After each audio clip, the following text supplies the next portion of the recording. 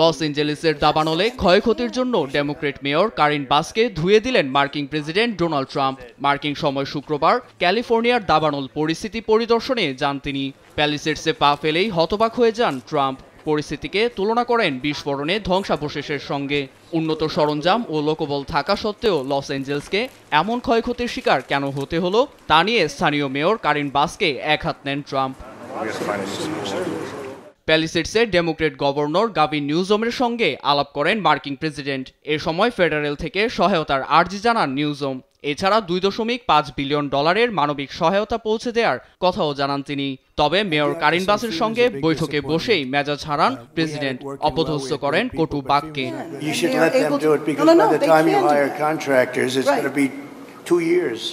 সবকিছু আগের মতো করতে 18 মাস সময় লাগতে পারে ধারণা প্রকৌশলীদের, আর আপনার কথা শুনে মনে হচ্ছে 2 বছর লেগে যাবে। আমরা কি এভাবেই আটকে থাকবো?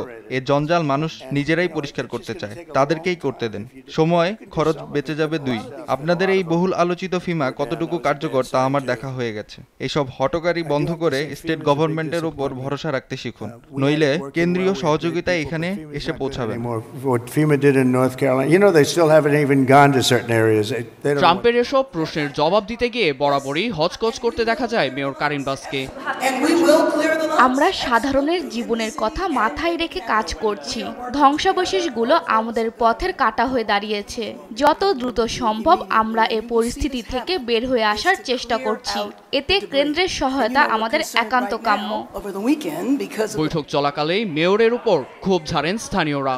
যত দ্রুত সম্ভব দুর্যোগময় পরিস্থিতি কাটিয়ে ওঠার তাগিদ তাদের। এতে অঞ্চলটি পুনর্গঠনে বিনা খরচে ডেভেলপার নিয়োগের প্রস্তাব দেন প্রেসিডেন্ট ট্রাম্প। এদিকে নতুন করে ছড়িয়ে পড়া হিউজ ফায়ারে পুড়ছে ক্যালিফোর্নিয়ার দক্ষিণাঞ্চল, পুড়ছে ক্যালিফোর্নিয়ার অঙ্গরাজ্যের ওটাও মাউন্ট ও আশেপাশের এলাকা।